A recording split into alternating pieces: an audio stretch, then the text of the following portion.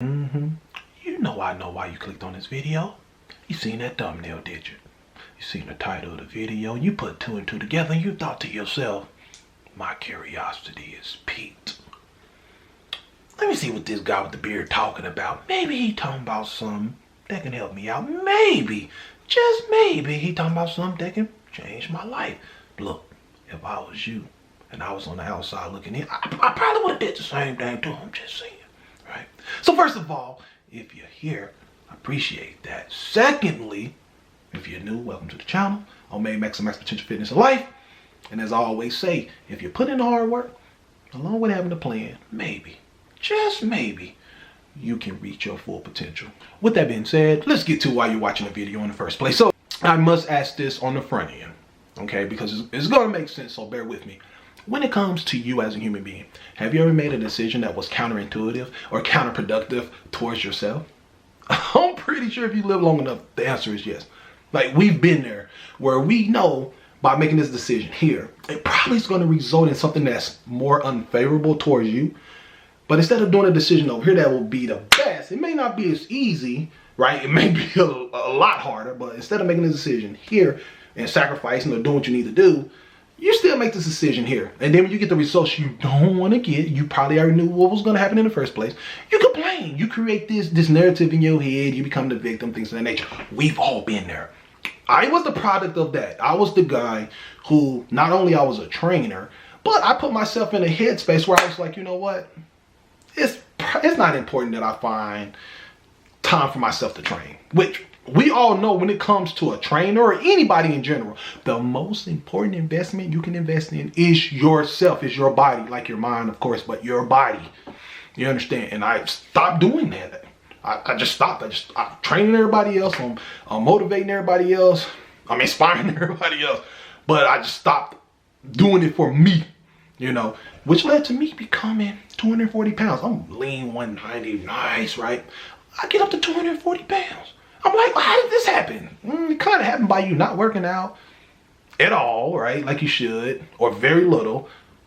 You're eating terrible. You're not eating healthy. You did it to yourself, bro. Let's stop the cap. So that's what happened to me. Anywho, that happened.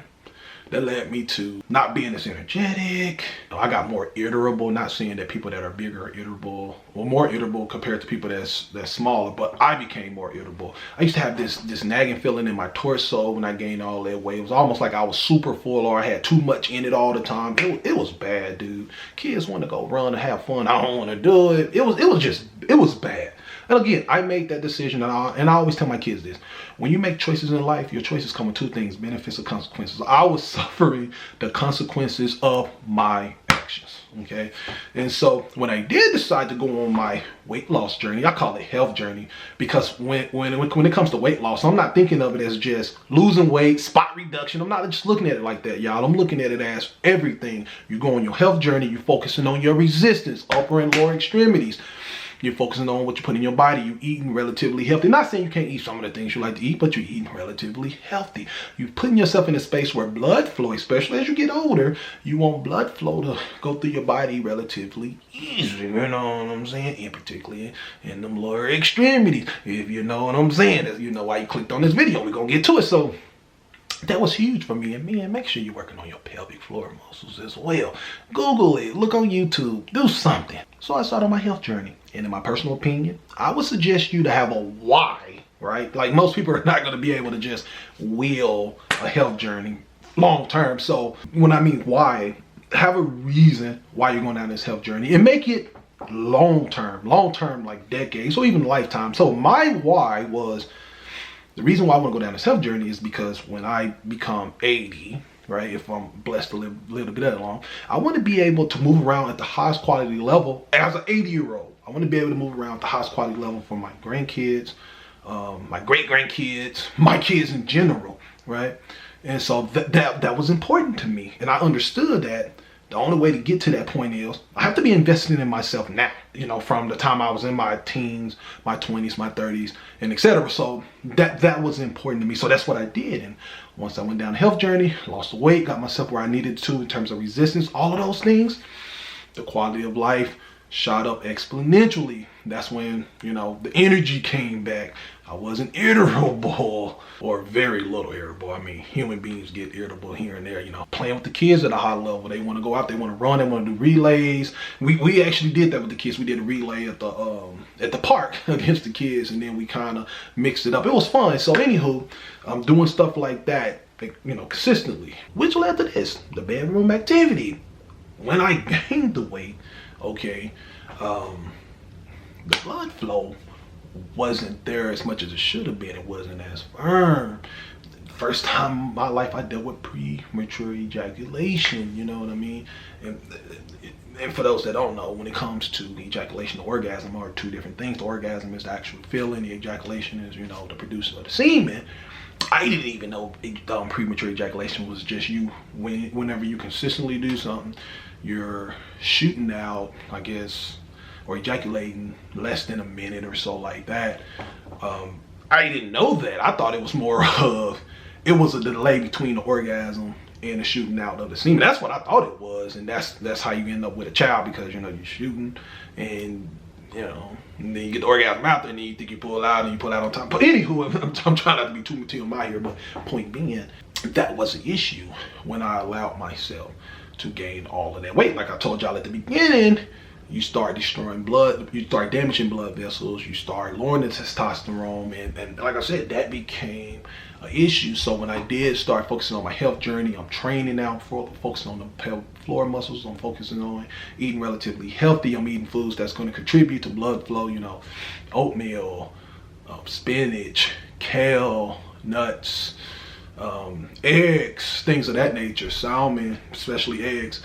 When I started doing those things over a period of time, and it didn't just happen just like that, but definitely 6 months, a year, the erection, you know, they started getting back firm, lasting much longer in the bed. Because you got to remember, y'all, men, us, when it comes to our window of women and men orgasm, it's drastic, right? Like men, average men ejaculates 1 to 3 minutes, a woman 8 to 11 minutes. So if you're not working on yourself in general, it's gonna be tough. That's all I'm saying. So as a man, you definitely want to be focused on those things. So whenever I was able to go on my health journey and get myself where I needed to, that quality, or that part, became quality like it needed to, which was great for my confidence and just great for us in general. So men, if you can, take the time to invest in the most important thing that you possess, which is your body. Again, your mind, of course, but your body. Take that time to exercise. Focus on 20-30 minutes.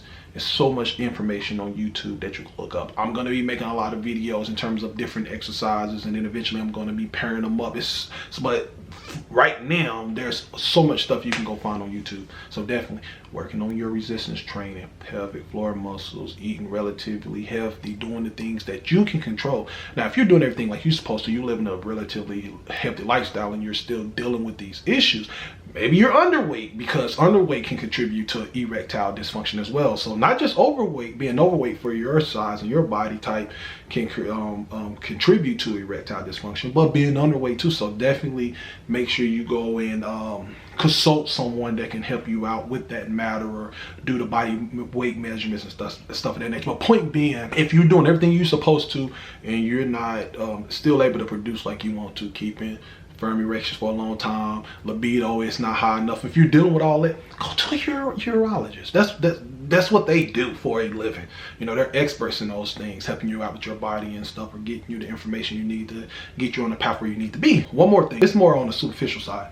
When I started working on my health journey and getting myself where I needed to be, going from that 240 to 190 and things of that nature, they even fitted my clothes. Like, this is a medium, y'all, right? At one point, for a year or so, I'm wearing extra large 2X. I'm always wearing joggers. I'm always wearing something that's not pants or a nice shirt or something like that. And let's be honest, if you're being honest with yourself, behind closed doors, everybody would love to put on a pair of jeans or something really nice that will hug your body relatively well. You ain't got to wear nothing skinny and tight, but I'm saying you put it on and you like, man, not only that's a nice outfit, but it looks nice on you, right? Like you've taken care of your body in such a way where your body models the clothes and not the other way around. So that you know, that I would think that would be important as well. With that being said, y'all, that's all I got for y'all. I hope y'all enjoyed the video. I hope this video was helpful in some way. If you are watching this video right now and you would like to drop a gem